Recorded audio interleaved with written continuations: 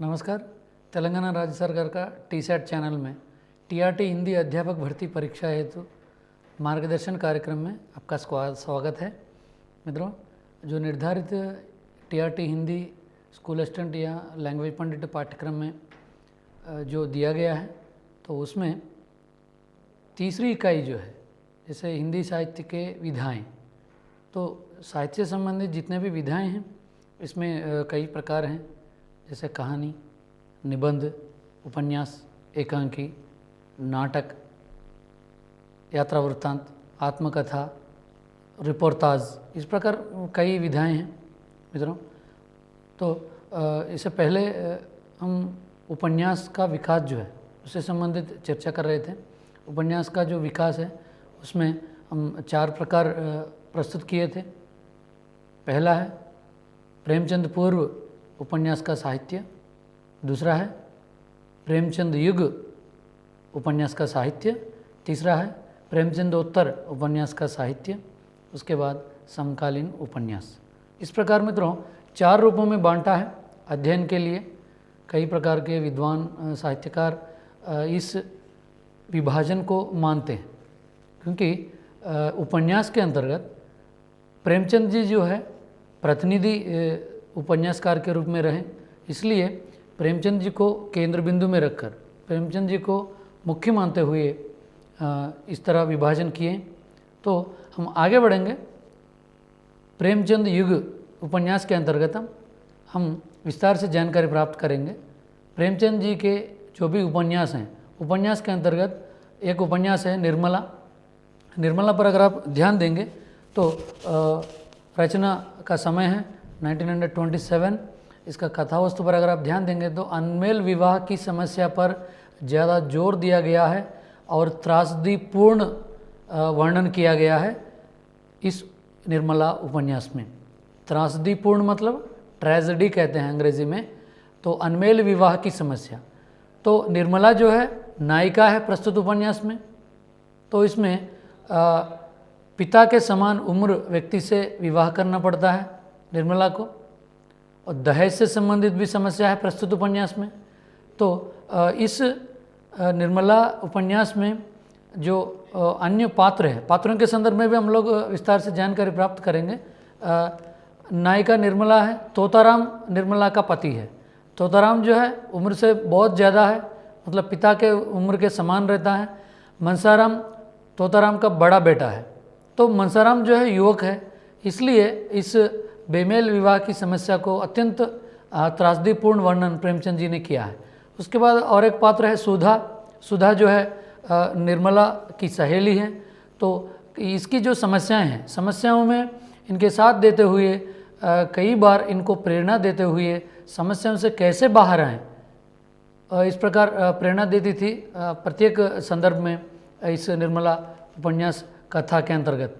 तो निर्मला उपन्यास का जो उपन्यास को लेकर दूरदर्शन में धारावाहिक भी बनाया गया है। तो बहुत मशहूर हो गया था यह धारावाहिक जो है। तो उसके बाद और एक उपन्यास है प्रेमचंद जी से संबंधित, कायाकल्प। सबसे कमज़ोर माना जाता है विद्वानों द्वारा, क्योंकि इसमें पूर्वजन्म पर आधारित कथा वर्णित है। उसके बाद पांडुलिपि में रचित उपन्यास है। उसके बाद एलगिरी, इसको हम फंतासी कहेंगे, एलगिरी की प्रधानता है प्रस्तुत उपन्यास में। मतलब अगर प्रश्न पूछा जाए सबसे कमज़ोर उपन्यास क्या है प्रेमचंद जी का, कायाकल्प है। तो कायाकल्प का कथा वस्तु क्या है, पूर्वजन्म पर आधारित कथा है। तो किस लिपि में लिखी गई है रचना, तो पांडुलिपि में लिखी गई है रचना। तो फंतासी कथा वस्तु के अंतर्गत हम समझना चाहिए। तो कायाकल्प में अगर विषय वस्तु पर विस्तार से जानकारी प्राप्त करना है तो जागीरदारी प्रथा के नाम पर किसानों पर किए जाने वाले जो अत्याचार हैं, अत्याचार और रियासतों के उत्सव पर की जाने वाली जो धन की बर्बादी है, इस धन की बर्बादी पर विस्तृतपूर्ण मतलब विस्तारपूर्वक अत्यंत विस्तार रूप से वर्णन किया गया है प्रस्तुत कायाकल्प उपन्यास में प्रेमचंद जी। मतलब क्या है कथा वस्तु के अंतर्गत? जागीरदारी प्रथा, जागीरदार किसानों के नाम पर जो अत्याचार करते हैं, कई ऋण लेते हैं किसान जमींदार से, ऋण लेने के बाद सूद काटने के लिए बहुत मुश्किल से फसल, सभी जितना भी फसल उगाए सभी फसल जमींदार को देना पड़ता है। उसके बाद कई समस्याओं से झेलना पड़ता है किसान उस समय की। तो इस समस्या को लेकर मित्रों इन्होंने बहुत अत्यंत वो सारगर्भित वर्णन किया है प्रेमचंद जी। उसके बाद रियासतों में, उस समय के जो रियासत से, रियासत मतलब छोटे छोटे राज्य, तो उस समय जो रियासत हैं, रियासतों में जो जमींदार उत्सवों के नाम पर या त्योहारों के नाम पर जो धन बर्बाद करते थे, तो इस धन को अत्यंत उल्लेखनीय वर्णन किए थे प्रेमचंद जी प्रस्तुत कायाकल्प उपन्यास के अंतर्गत। तो मित्रों ध्यान दीजिए, इसमें पात्र पर अगर ध्यान देंगे तो देवप्रिया रानी जो हैं मुख्य पात्र हैं इस कायाकल्प उपन्यास में। क्या है? देवप्रिया रानी इस कायाकल्प उपन्यास में मुख्य पात्र हैं। तो आगे बढ़ेंगे और एक उपन्यास को लेकर मित्रों, कर्मभूमि 1931 में लिखी गई रचना है, लिखा गया उपन्यास है। तो अंग्रेज़ों के खिलाफ राष्ट्रीय आंदोलन के समर्थन में, दलित समस्या के समर्थन में, दलितों पर किए जाने वाले अत्याचारों के समर्थन में, मतलब इस समस्या को दूर करने के लिए इन्होंने अंग्रेज़ों के खिलाफ अत्याचार जो किए जाते हैं, अत्याचार के खिलाफ इन्होंने खड़े उठे हैं प्रस्तुत कर्मभूमि के उपन्यास के जितने भी पात्र हैं। तो मित्रों ध्यान दीजिएगा कि राष्ट्रीय आंदोलन कथावस्तु के रूप में है, ध्यान दीजिए कर्मभूमि में। तो प्रश्न बन सकता है कि प्रेमचंद जी के किस उपन्यास में राष्ट्रीय आंदोलन के बारे में वर्णन मिलता है? दलित समस्या, अत्याचार आदि। तो ध्यान दीजिए, इसमें कर्मभूमि में जो पात्र दिया गया है, पात्रों पर अगर आप ध्यान देंगे तो नायक छात्र अमरकांत है, नायक का नाम है अमरकांत, अमरकांत है छात्र है प्रस्तुत कर्मभूमि उपन्यास में। उसके बाद और एक पात्र है मित्रों शांता, तो शांता है अमरकांत की पत्नी है। फिर उसके बाद और एक पात्र है सकीना, मुसलमान स्त्री है। तो हिंदू मुस्लिम प्रेम कथा को सबसे पहली बार हिंदी साहित्य में, अगर आप कथा साहित्य के अंतर्गत, गद्य साहित्य के अंतर्गत अगर आप देखेंगे, पूरे हिंदी साहित्य में देखेंगे तो हिंदू मुस्लिम प्रेम कथा का वर्णन पहली बार कर्मभूमि में दिखाया था प्रेमचंद जी ने। तो प्रश्न बन सकता है, स्वाभाविक है मित्रों, हिंदू मुस्लिम प्रेम कथा का वर्णन किस में मिलता है? सबसे पहले किस में मिलता है? इस प्रकार अगर प्रश्न पूछा जाए तो विकल्प छांटिए कि कर्मभूमि, मतलब प्रत्येक रचना प्रेमचंद जी के जितने भी उपन्यास हैं, प्रत्येक उपन्यास के अंतर्गत कई विशेषताएं पाए जाते हैं। कथावस्तु के आधार पर मित्रों, या भाषा के आधार पर, पात्रों के आधार पर, सबसे ज़्यादा जो है कथावस्तु के आधार पर आप लोग ध्यान देना होता है। प्रत्येक उपन्यास, प्रत्येक रचना, चाहे प्रेमचंद साहित्य जितना भी हो, कहानी को लीजिए, उपन्यास को लीजिए, इसके अलावा जितने भी अन्य रचनाएं हैं उन पर ध्यान दीजिए कि वहाँ मित्रों आप लोग कथा वस्तु को सबसे ज़्यादा ध्यान देना होगा, क्योंकि कथा वस्तु को लेकर ही ज़्यादा प्रश्न पूछे जाते हैं। प्रेमचंद जी को इसलिए ज़्यादा जोर दे रहे हैं कि 10वीं कक्षा की जो पाठ्यपुस्तक है, पाठ्यक्रम के अंतर्गत हमको एक पाठ दिया गया है कि त्यौहार से संबंधित क्या है, ध्यान दीजिएगा कि उस कहानी है, इसलिए प्रेमचंद जी से संबंधित हम उनके जो भी जितना भी साहित्य है उसके बारे में हम लोग विस्तार से जानकारी प्राप्त कर रहे हैं। क्या है कहानी का नाम? ईदगाह। तो ईदगाह एक कहानी के रूप में हमको पाठ्यक्रम में रखे, लेकिन अन्य रचनाओं के संदर्भ में भी प्रश्न पूछने का संभावना है मित्रों। तो इसलिए प्रस्तुत कर्मभूमि को इस प्रकार समझना चाहिए कि प्रथम बार, पहली बार हिंदू मुस्लिम प्रेम कथा का वर्णन कर्मभूमि में मिलता है। तो उसके बाद और एक उपन्यास है गबन। गबन का रचना काल है 1933। तो उसके बाद गबन जो शब्द है, गबन शब्द पर अगर हम ध्यान देंगे तो शाब्दिक अर्थ निकलेगा कि चोरी या हेरा फेरी करना, मतलब चोरी करने को गबन कहेंगे या हेरा फेरी करने को गबन कहेंगे। तो गबन का शाब्दिक अर्थ है। प्रश्न पूछा गया है नेट की परीक्षा में एक बार, गबन का शाब्दिक अर्थ क्या है, चोरी या हेरा फेरी। तो मित्रों इस पे जो पात्र हैं, पात्रों पर अगर हम ध्यान देंगे तो नायिका है जालपा, रमानाथ जो है जालपा का पति, और एक पात्र है देवादीन। तो जालपा जो है नायिका है, तो जालपा का पति है रमानाथ। फिर गबन उपन्यास जो है, इस उपन्यास पर अगर आप ध्यान देंगे तो इस उपन्यास की विशेषता ये है कि नायिका प्रधान उपन्यास है और नायिका जो है लड़ने वाली स्त्री है। जितने भी सामाजिक समस्याएं हैं, स्त्री से संबंधित जितने भी समस्याएं हैं, उन समस्याओं को लेकर ये खड़े उठती है और इन समस्याओं के संदर्भ में इन्होंने लड़ते हुए उन समस्याएं जो देते हैं, मतलब जमींदार, इस प्रकार के जितने भी लोग हैं उन लोगों के खिलाफ इन्होंने खड़े होकर लड़ने वाली स्त्री के रूप में प्रस्तुत किया है गबन उपन्यास में प्रेमचंद जी। तो उसके बाद और एक उपन्यास है मित्रों गोदान। गोदान रचना पर अगर हम ध्यान देंगे, उपन्यास पर मृत्यु के कुछ दिन पहले रचित अंतिम उपन्यास है। घटना अवध के लखनऊ में स्थित बेलारी है।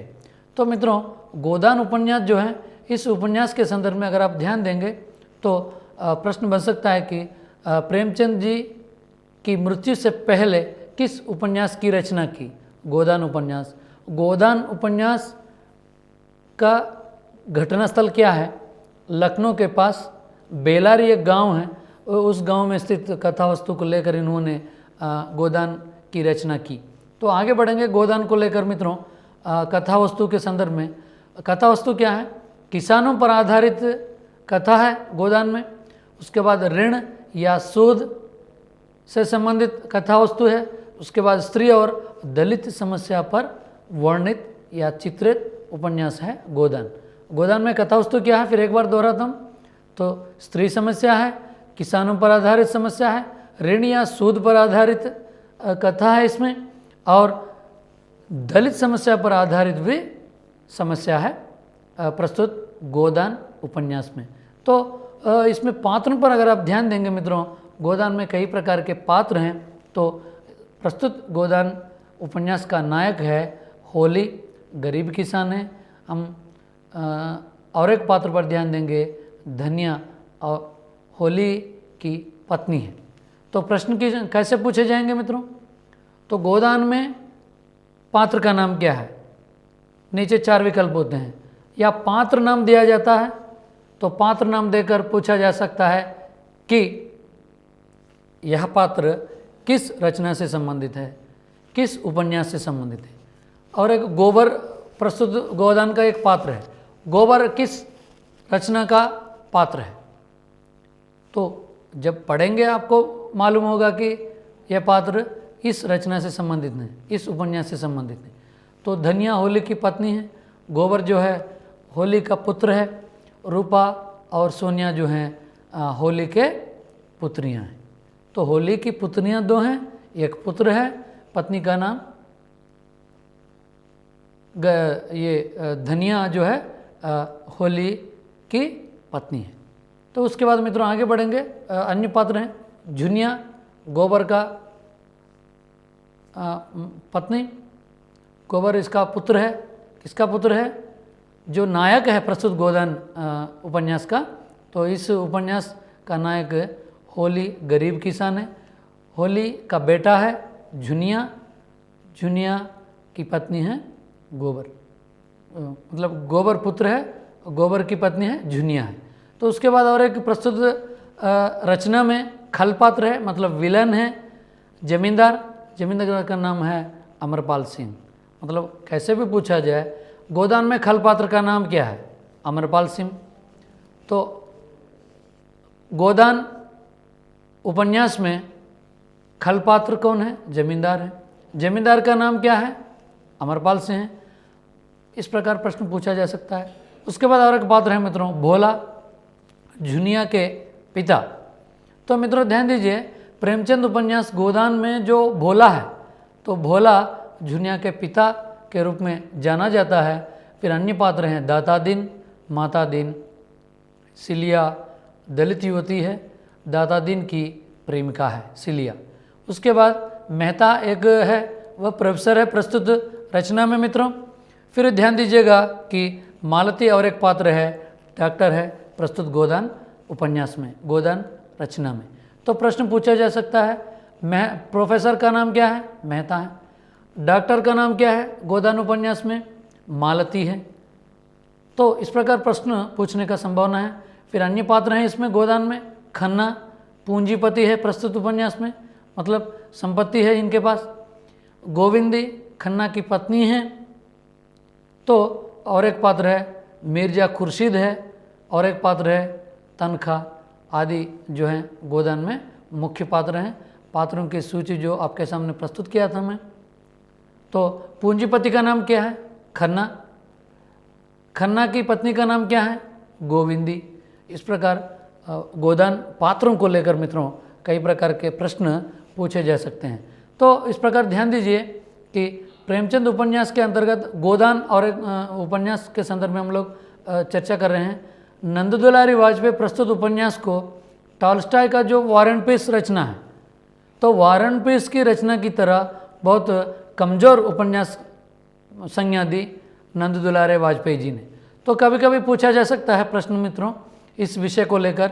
इस विषय को लेकर हम इस प्रकार समझना चाहिए कि कौन गोदान उपन्यास को कमज़ोर रचना कहा? नंददुलारे वाजपेयी। तो नंददुलारे वाजपेयी गोदान उपन्यास को किस रचना से तुलना किया? वॉर एंड पीस रचना से तुलना किया। वॉर एंड पीस रचना किसकी है? तो लियो टॉल्स्टॉय की रचना है। तो इस प्रकार मित्रों घुमा फिरा कर प्रश्न पूछने का संभावना रहता है। इसलिए प्रेमचंद का उपन्यास जो गोदान है, गोदान उपन्यास को लेकर कौन परिभाषा दी, कौन कथन कहे, कौन पंक्ति दी, तो इस प्रकार याद रखिए Nanddulare Vajpayee war and piece की तरह कमजोर रचना कहा है। तो फिर ध्यान देंगे गोदान उपन्यास को लेकर। प्रस्तुत उपन्यास में प्रेमचंद का एक प्रतिनिधि पात्र है, उस पात्र का नाम है मेहता। मतलब मेहता पात्र को लेकर, मेहता पात्र के पीछे प्रेमचंद जी की कल्पना है, खुद क्या संदेश देना चाहता है समाज को, उसमें जो समस्याएं हैं, समस्याओं से कैसे बाहर आना है, कैसे सुझाव देना है, कैसे निष्कर्ष निकालना है, ये सब जो हैं प्रस्तुत कहानी में, उपन्यास में, प्रस्तुत रचना में जो कथा है, कथा में मेहता के रूप में ये प्रेमचंद जी अपनी प्रतिनिधि के रूप में प्रस्तुत किया है गोदान उपन्यास में। तो मित्रों और एक उपन्यास है प्रेमचंद जी का, अंतिम उपन्यास है, मृत्यु के बाद अधूरा है, बीच में अधूरा रह गया है, वह है मंगलसूत्र। मंगलसूत्र का रचना समय है 1940 यानी 1940। अंतिम अधूरा रचना के रूप में जाना जाता है, अंतिम अधूरा उपन्यास के रूप में जाना जाता है प्रेमचंद जी की रचनाओं में। तो मित्रों मंगलसूत्र समय बताया था कि 60 वर्ष का लेखक है प्रस्तुत उपन्यास के अंतर्गत। प्रस्तुत मंगलसूत्र उपन्यास में नायक का नाम है देवनाथ। 60 वर्ष के बाद इन्होंने जो समाज में इनको सम्मान मिलना चाहिए, जो आदर मिलना चाहिए, वो आदर या सम्मान ना मिलने के कारण व्याकुल हो जाते हैं। तो इससे संबंधित कथा के रूप में प्रस्तुत किया है मंगलसूत्र में प्रेमचंद जी। क्या है कथा वस्तु? नायक है देवानाथ, 60 वर्ष उम्र वाला व्यक्ति, बुजुर्ग व्यक्ति थे। तो इनको जो सम्मान मिलना चाहिए, जहाँ इन्होंने ये रहते थे, तो उस समाज में, उस समाज से इनको जो आदर या सम्मान मिलना चाहिए, सम्मान ना मिलने का कारण ये बहुत व्याकुल होते थे। कई प्रकार के मन में व्याकुलता उठता है। तो उस व्याकुलता को प्रस्तुत कहानी के कथा के माध्यम से, मंगलसूत्र उपन्यास के माध्यम से प्रेमचंद जी ने प्रस्तुत किया है।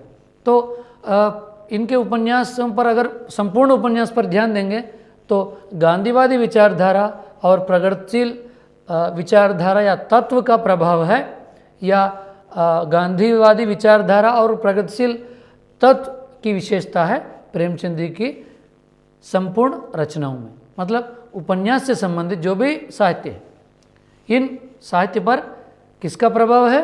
गांधीवादी विचारधारा या सिद्धांत पर, सिद्धांत का प्रभाव है।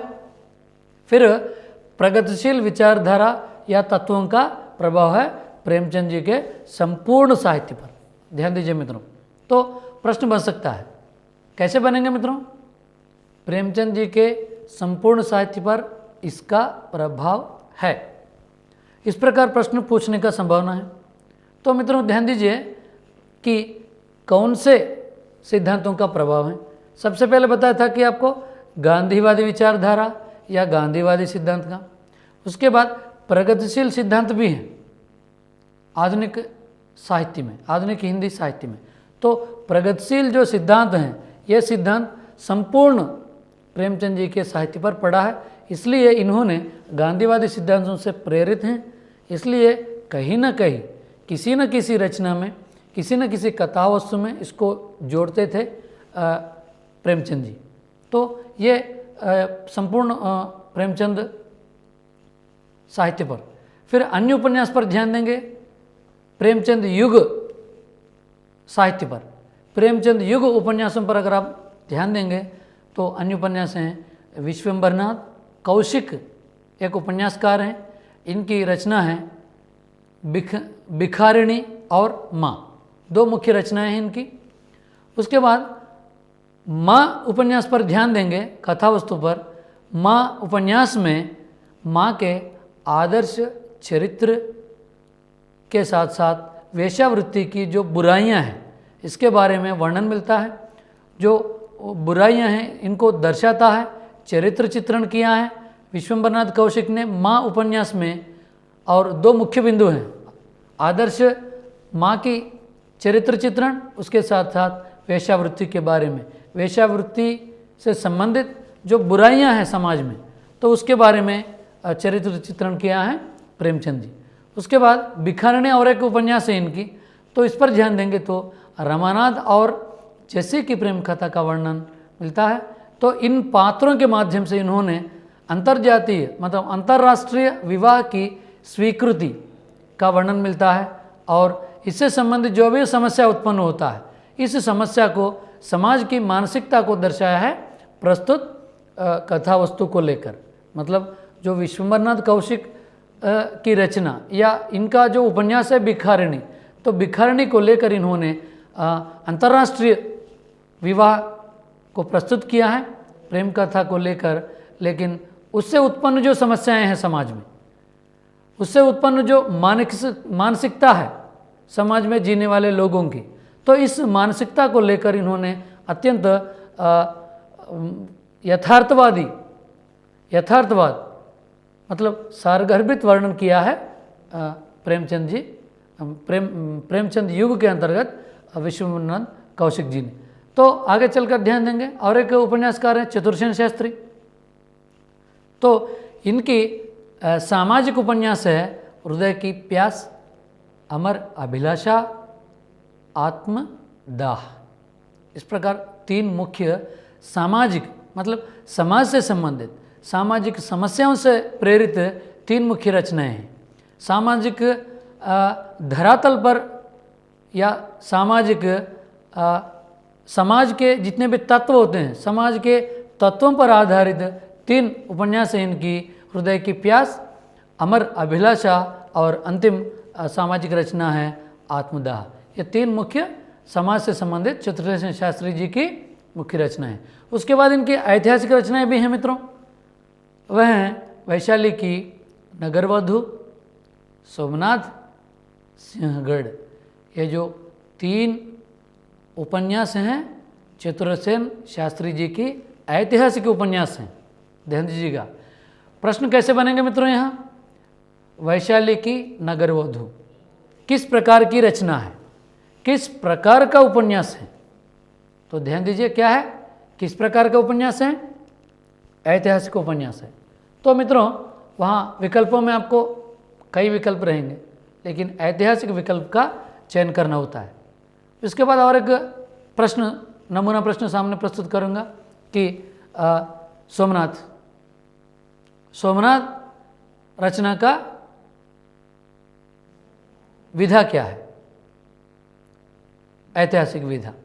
तो इस प्रकार ध्यान दे सकते हैं कि और एक नमूना प्रश्न आपके सामने प्रस्तुत करूंगा मित्रों। सिंहगढ़ रचना की शैली क्या है, कथा वस्तु क्या है, किस पर आधारित है? ऐतिहासिक विषय पर आधारित है मित्रों। इस प्रकार समझना चाहिए। और एक उपन्यासकार हैं प्रेमचंद युग के अंतर्गत वृंदावनलाल वर्मा, बहुत उल्लेखनीय मशहूर उपन्यासकार रचनाकार हैं। प्रेमचंद युग के अंतर्गत ऐतिहासिक उपन्यास पर ध्यान देंगे। इनके गढ़कुंडार, झांसी की रानी लक्ष्मीबाई, विराट की पद्मिनी, मृगनयनी, कचनर, इस प्रकार इनके ऐतिहासिक उपन्यास हैं। कचनर, मृगनयनी, पद्मिनी, विराटा की पद्मिनी, झांसी की रानी लक्ष्मीबाई, गढ़ कुंडार, ये वृंदावनलाल वर्मा की ऐतिहासिक उपन्यास हैं। तो सामाजिक उपन्यास भी हैं वृंदावनलाल वर्मा की। लग्न, अमरबेल, कुंडली चक्र, संगम, प्रत्यागत आदि जो हैं वृंदावनलाल वर्मा की सामाजिक रचनाएं हैं, सामाजिक उपन्यास हैं। तो लग्न की विधा क्या है, लग्न की शैली क्या है? सामाजिक उपन्यास पर आधारित है। तो ऐतिहासिक उपन्यासों से संबंधित भी प्रश्न पूछा जा सकता है वृंदावनलाल वर्मा के उपन्यासों को लेकर। झांसी की रानी लक्ष्मीबाई की विधा क्या है? स्वाभाविक है, ऐतिहासिक। तो विराटा की पद्मिनी तो ऐतिहासिक उपन्यास है। मृगनयनी ऐतिहासिक उपन्यास है। तो इस प्रकार ध्यान देंगे तो मित्रों कई प्रकार के प्रश्न बन सकते हैं। राधिका रमण प्रसाद सिंह और एक उपन्यासकार हैं प्रेमचंद युग के अंतर्गत। तो आदर्शोन्मुख यथार्थवाद उपन्यास के कोटि में आते हैं इन्होंने। तो इनकी रचनाओं पर अगर हम ध्यान देंगे तो पुरुष और नारी एक उपन्यास है, और सूरदास इनका आदर्शोन्मुख यथार्थवाद उपन्यास है। पूरब और पश्चिम राधा रमण प्रसाद सिंह की आदर्शोन्मुख यथार्थवादी उपन्यास है। उसके बाद रहीम भी है इनकी रचना उपन्यास के अंतर्गत। उसके बाद ध्यान दीजिए मित्रों, प्रश्न कैसे बनेंगे, कैसे बनेंगे प्रश्न? पुरुष और नारी, पुरुष और नारी का विधा क्या है? आदर्शोन्मुख यथार्थवाद। तो सूरदास किसकी रचना है? राधिका रमण प्रसाद सिंह की रचना है सूरदास। तो रहीम किसकी रचना है? राधिका रमण प्रसाद सिंह की रचना है। पूरब और पश्चिम किसकी रचना है? राधा रमण प्रसाद सिंह की। तो कैसी रचनाएं हैं ये?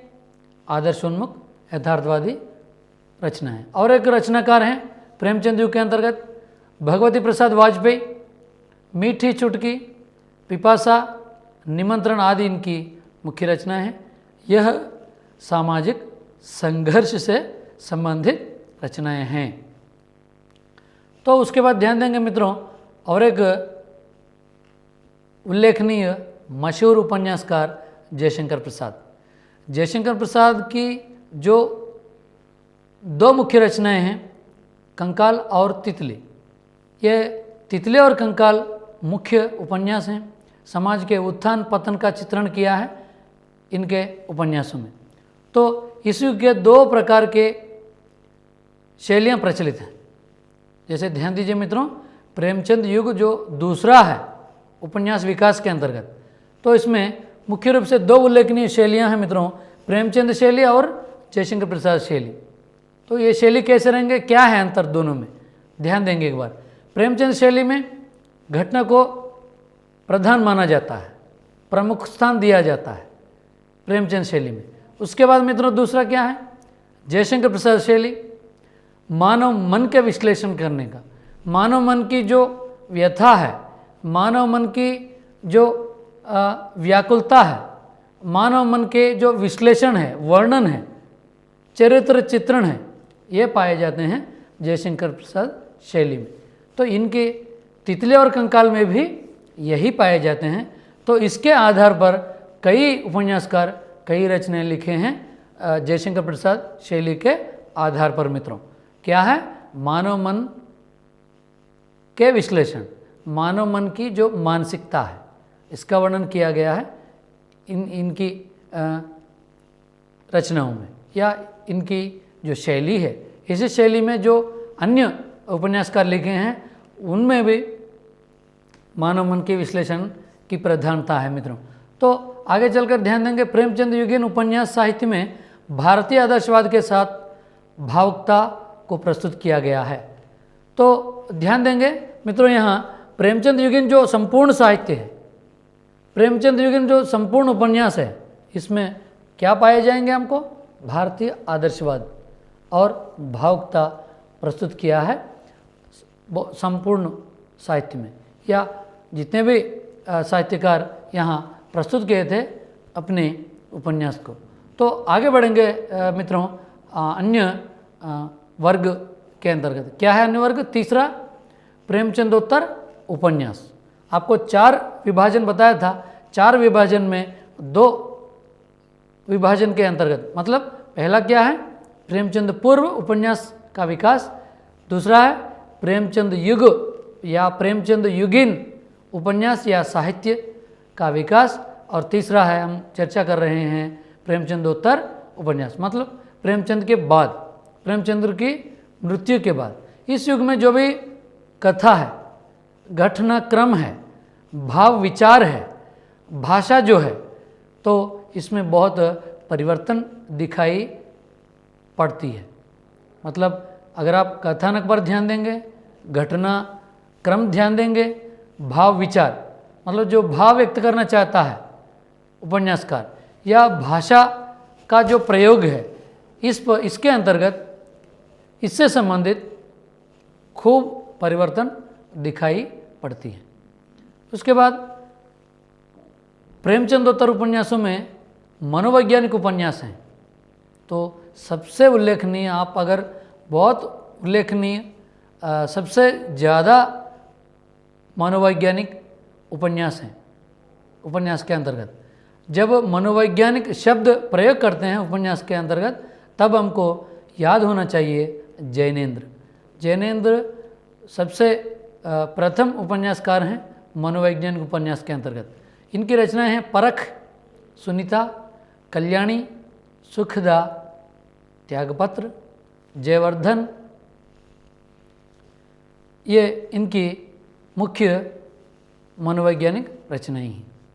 तो व्यक्ति के जीवन से जुड़े जो भी तनाव है, अंतर्द्वंद्व है या कुंठ है आदि मानसिक प्रवृत्तियों को उजागर किया है प्रस्तुत रचनाओं के माध्यम से।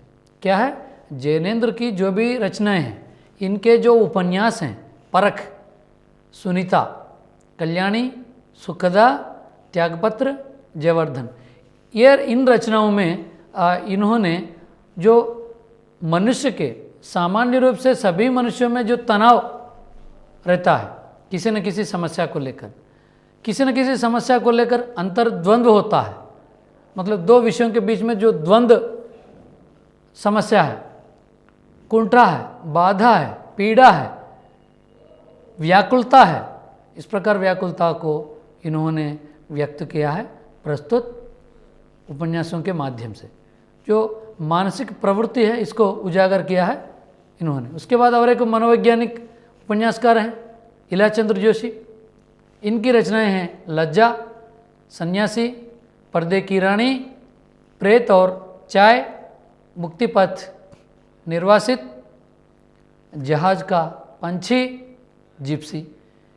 ये जो रचनाएं आपके सामने प्रस्तुत किया था, ये इलाचंद्र जोशी की मुख्य रचनाएं हैं। इनके मुख्य उपन्यास हैं प्रेमचंदोत्तर युग के अंतर्गत, प्रेमचंदोत्तर साहित्य के अंतर्गत। तो प्रश्न कैसे आएंगे इसको लेकर? लज्जा किस प्रकार की रचना है? किस प्रकार की रचना है? मनोवैज्ञानिक रचना है। तो उसके बाद पर्दे के रानी, इस प्रकार आपको कई प्रकार के रचनाओं का नाम देते हुए प्रश्न पूछा जाएगा कि मित्रों कैसी रचना है। तो वहाँ कई प्रकार के विकल्प होंगे, मनोवैज्ञानिक भी होंगे, ऐतिहासिक भी होंगे, सामाजिक भी होंगे या यथार्थ से संबंधित भी होंगे। तो वहाँ क्या छांटना है? मनोवैज्ञानिक। उसके बाद ध्यान देंगे इला चंद्र जोशी जो हैं उपन्यासों द्वारा वैयक्तिक पीड़ा या मानसिक द्वंद्व को प्रस्तुत किया है अपनी रचनाओं के माध्यम से। तो इन्होंने जीवन की मनोवैज्ञानिक ढंग से व्याख्या की है। तो जीवन को इन्होंने जिस तरह मनोवैज्ञानिक ढंग से व्यक्त किया है, उस तरह अन्य कोई मनोवैज्ञानिक उपन्यासकार नहीं वर्णन किए थे, नहीं प्रस्तुत किए थे अपनी रचनाओं में। उसके बाद ध्यान देंगे और एक रचनाकार प्रेमचंदोत्तर उपन्यास में सच्चिदानंद, हीरानंद, वात्सायन, अज्ञे, ये जो रचनाकार हैं कहाँ किस कोटि में आएंगे? प्रेमचंदोत्तर उपन्यास की कोटि में आएंगे। शेखर एक जीवनी, नदी के द्वीप, अपने अपने अजनबी, ये इनके प्रमुख रचनाएं हैं। तो इनके उपन्यास मनोवैज्ञानिक होने के साथ साथ दार्शनिकता, प्रकृतिवाद, असामाजिकता भी है इनकी रचनाओं में। जैसे मनोवैज्ञानिक भी हैं इनकी रचनाओं में, इनके जितने भी उपन्यास आपके सामने प्रस्तुत किया था, शेखर एक जीवनी अग्नेय का उपन्यास है, नदी के द्वीप इनका उपन्यास है, अपने अपने अजनबी इनका उपन्यास है। ये तीन उपन्यासों में यह पाया जाता है कि मनोवैज्ञानिक है, उसके साथ साथ दार्शनिकता, प्रकृतिवाद, असामाजिकता भी हमारे सामने प्रस्तुत होता है। जब पाठक पढ़ते हैं खूब इसका आनंद उठाते हैं कि मनोवैज्ञानिक भी है, इसमें दार्शनिकता भी है, प्रकृतिवाद भी है, असामाजिकता भी हैं प्रस्तुत इनके उपन्यासों में। उसके बाद अगर एक एक रचना को लेकर चर्चा करेंगे, नदी के द्वीप में पात्र हैं भुवन, चंद्रमाधव, रेखा और गोरा के द्वारा 4 संवेदनाओं का अध्ययन मात्र कहा है अज्ञे जी। उसके बाद और एक रचनाकार हैं, उपन्यासकार हैं प्रेमचंदोत्तर युग में धर्मवीर भारती।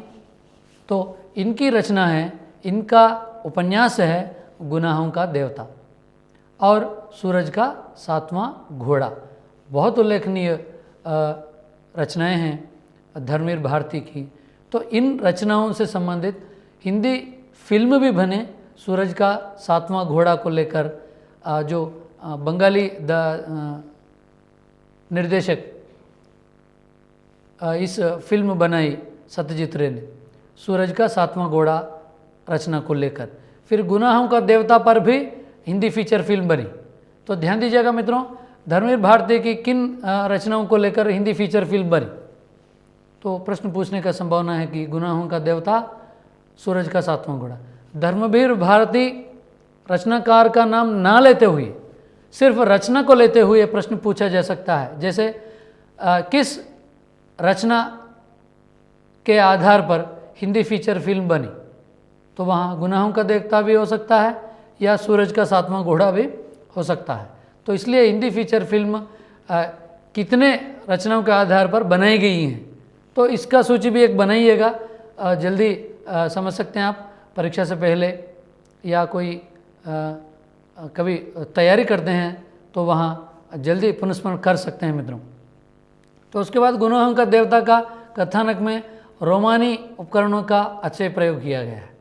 तो रोम से संबंधित जो साहित्य है, तो वहाँ का जो उपन्यास है उसी शैली में लिखी गई रचना है, लिखा गया उपन्यास है गुनाहों का देवता। तो ध्यान दीजिए धर्मवीर भारती के सूरज का 7वां घोड़ा उपन्यास, इसमें रोमानी उपकरण है।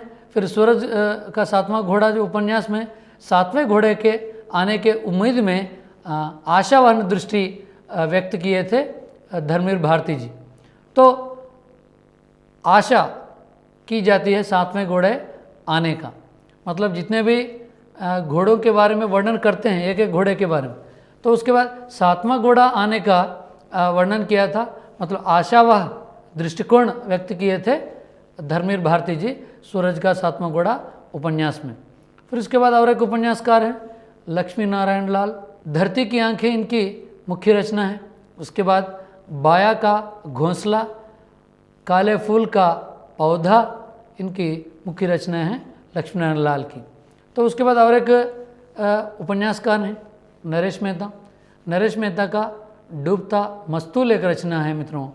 तो अन्य रचनाकारों के अंतर्गत ध्यान देने से लक्ष्मी नारायण लाल की जो रचनाएं हैं, इनके जो उपन्यास हैं, इससे संबंधित कैसे प्रश्न बनेंगे, जैसे धरती की आंखें किसकी रचना है, बाया घोंसला किसकी रचना है, काले फूल का पौधा किसकी रचना है, लक्ष्मी नारायण लाल की रचना है। तो इस प्रकार याद रखना चाहिए। उसके बाद अभी बताया था कि नरेश मेहता प्रेमचंदोत्तर उपन्यासकारों में एक हैं। तो इनकी रचनाओं पर बहुत शोध कार्य हुआ है। तो उल्लेखनीय उपन्यास है इनका डूबता मस्तूल। तो डूबता मस्तूल रचना किसकी है, इस प्रकार प्रश्न हो सकता है। तो नरेश मेहता प्रश्न पर चयन कीजिएगा। उसके बाद और एक रचनाकार हैं प्रभाकर माचवे। प्रभाकर माचवे की कृति है द्वाभा और सांचा। द्वाभा और सांचा जो है प्रभाकर माचवे की उल्लेखनीय रचना है प्रेमचंदोत्तर रचनाओं के अंतर्गत मित्रों। तो गिरधर गोपाल और एक रचनाकार हैं चांदनी के खंडहर, इनकी मुख्य रचना है चांदनी के खंडहर। और एक उपन्यासकार हैं भारत भूषण अग्रवाल, बहुत उल्लेखनीय विभूति रहे लौटती लहरों के बांसुरी। लौटती लहरों के बांसुरी किसकी है, भारत भूषण अग्रवाल की रचना है लौटती लहरों की बांसुरी। तो आगे बढ़ेंगे मित्रों। नरेश मेहता का डूबता मस्तूल हो गया। फिर उसके बाद ध्यान देंगे वृंदावन लाल वर्मा। तो वृंदावन लाल वर्मा की रचना पर ध्यान देंगे तो गढ़कुंडार, विराटा की पद्मिनी, मृगनयनी, झांसी की रानी सांस्कृतिक ऐतिहासिक उपन्यास है ये। उसके बाद चित्रसेन शास्त्री रचनाओं पर ध्यान देंगे तो वैशाली की नगरवधु, वयम रक्षामः, सोमनाथ, इनमें ऐतिहासिक कथा का वर्णन है। तो कई बार पूछा गया है वयम रक्षामः, संस्कृत शब्द का प्रयोग किया है इनकी रचना का शीर्षक के नाम पर। तो वैशाली की नगरवधु नेट की परीक्षा में पूछा गया है कैसी रचना है, तो ऐतिहासिक रचना है। सोमनाथ, यह भी ऐतिहासिक रचना है प्रेमचंदोत्तर उपन्यासों में चतुरसेन शास्त्री जी की रचनाओं के अंतर्गत मित्रों। तो इस प्रकार प्रश्न बनाया जा सकता है। जैसे अभी जितने भी उपन्यासकारों का नाम दिया था, तो इन नामों से संबंधित एक सूची दिया जाता है, फिर एक तरफ उनकी रचनाएं दिए जाते हैं। तो मित्रों ध्यान दीजिएगा कि जोड़ी बनाना है, तो एक तरफ रचनाकार, एक तरफ रचनाएं दिए जाते हैं। तो मित्रों जोड़ी बनाते हुए नीचे विकल्प रहता है, तो इस विकल्प का चयन करना होता है परीक्षाओं में। फिर ध्यान देंगे चतुर्सेन शास्त्री की रचनाओं में बौद्ध धर्म, हिंदू धर्म व महमूद गजनवी मानव जाति के प्रति गहरी संवेदना जो डाले भारतीय जनता पर, तो इसका भी वर्णन किए थे चतुर्सेन शास्त्री अपने उपन्यासों में। क्या है? अच्युतानंद शास्त्री की रचनाओं में बौद्ध धर्म है, बौद्ध धर्म। उसके बाद हिंदू धर्म के बारे में भी वर्णन मिलता है। उसके बाद मोहम्मद गजनवी जो हमला किए थे भारत देश पर, उस समय जो अत्याचार किए, इन अत्याचारों का वर्णन, अत्यंत दयनीय वर्णन चतुर्सेन शास्त्री जी ने अपनी रचनाओं में किए थे। उसके बाद हजारी प्रसाद द्विवेदी जी उल्लेखनीय उपन्यासकार रहे हैं, तो इनकी रचनाओं के संदर्भ में ध्यान देंगे। बाणभट्ट की आत्मकथा बहुत उल्लेखनीय है। चारू चंद्रलेख, पुनर्नवा, अनामदास का पोता, ये इसके अलावा इनकी रचनाओं में ध्यान देंगे तो सामाजिक, धार्मिक, राजनीतिक, सांस्कृतिक परिस्थितियों का सजीव चित्रण किया है हजारी प्रसाद द्विवेदी जी अपनी बाणभट्ट की आत्मकथा, चारू चंद्रलेख, पुनर्नवा, अनामदास का पोता, ये जितने भी 4 उपन्यास आपके सामने प्रस्तुत किया था, 4 उपन्यास जो हैं प्रेमचंदोत्तर उपन्यासों के अंतर्गत या संपूर्ण उपन्यास साहित्य के अंतर्गत बहुत अत्यंत उल्लेखनीय रचनाएं हैं हजारी प्रसाद द्विवेदी द्वारा लिखे गए उपन्यास। तो बहुत 4 भी बहुत उल्लेखनीय हैं, सामाजिक, धार्मिक इस पर है।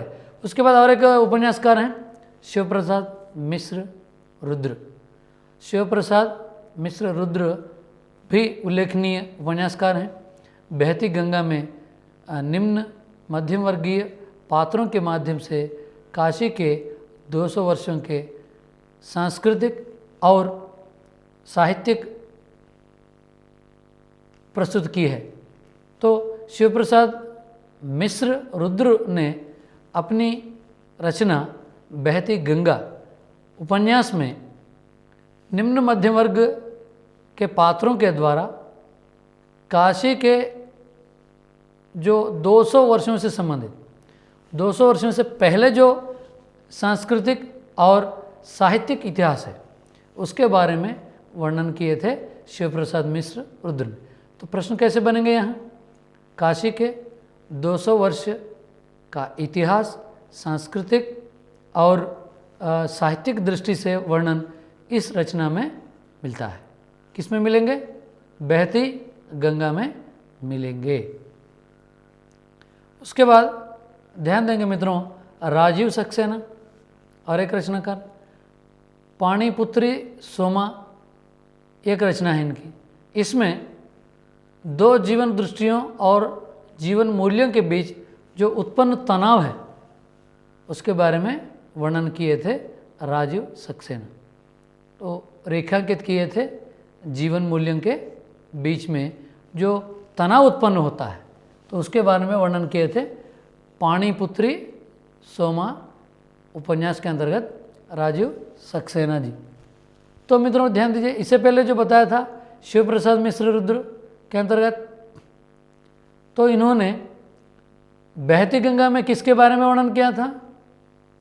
काशी की जो साहित्य सांस्कृतिक विशेषता क्या हैं, इस विशेषता के बारे में वर्णन किए थे शिव प्रसाद मिश्र रुद्र। तो उसके बाद राजीव सक्सेना का शिव प्रसाद सिंह और प्रेमचंदोत्तर उपन्यासों के अंतर्गत मित्रों, शिव प्रसाद सिंह की रचनाओं पर अगर हम ध्यान देंगे, नीला चांद है।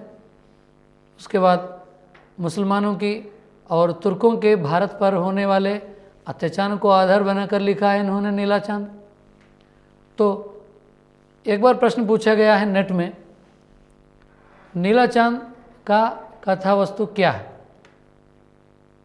मुसलमान या तुर्क भारत पर जो हमला किए थे, हमला करके जो अत्याचार किए थे, तो उससे संबंधित, अत्याचारों से संबंधित अत्यंत दयनीय वर्णन शिव प्रसाद सिंह ने अपनी रचना, अपना उपन्यास नीला चांद में किया था।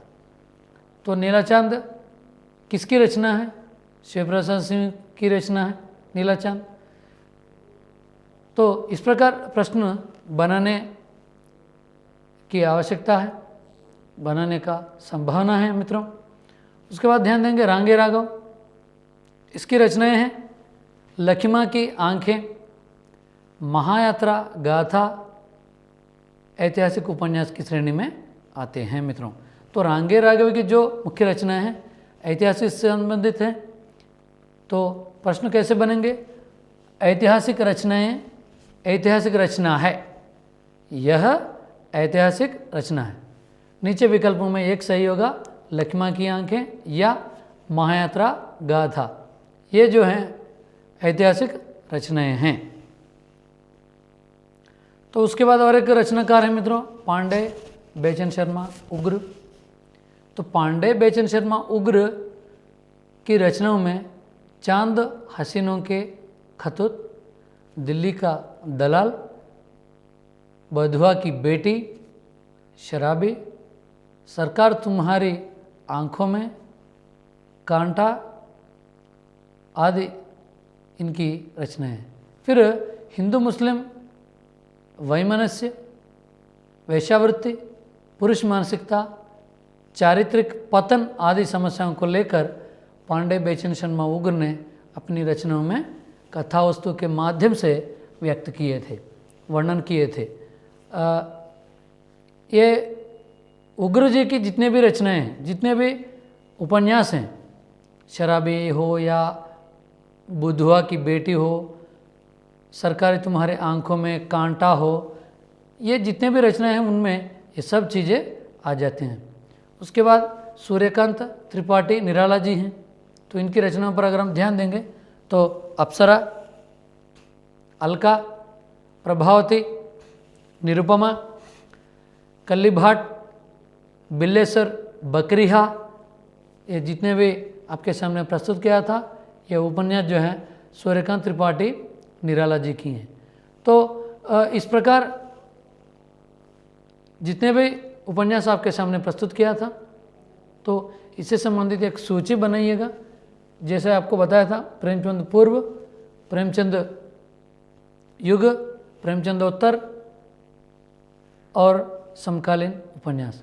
तो इस प्रकार अगर आप एक सूची बनाकर अध्ययन करते जाएंगे तो मित्रों ध्यान दीजिएगा कि बहुत सरल होगा परीक्षाओं से पहले। और एक बात अंकित करूंगा कि साहित्यिक शब्दावली में भी ध्यान देने की आवश्यकता है। जैसे फंतासी एक शब्द आया है, फंतासी मतलब फैंटेसी।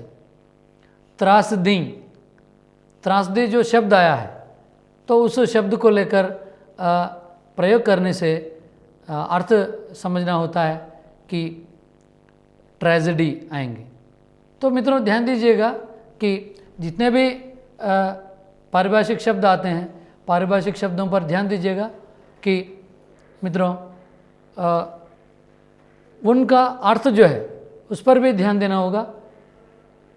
और कई प्रकार के शब्द प्रयोग होते रहते हैं।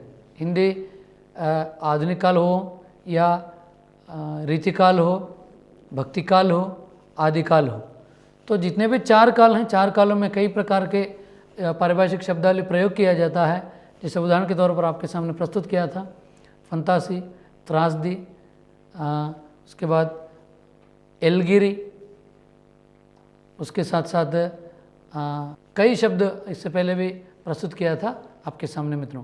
तो इस तरह जो आपके सामने प्रस्तुत किया था चीज़ें, उपन्यास का विकास, अंतिम भाग के अंतर्गत हम चर्चा कर रहे थे।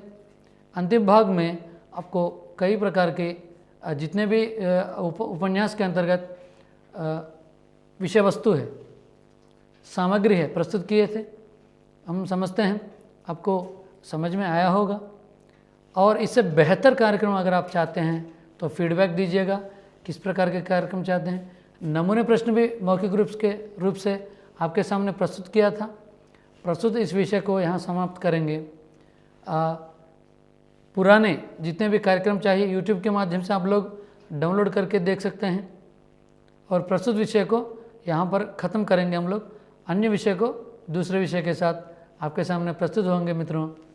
धन्यवाद।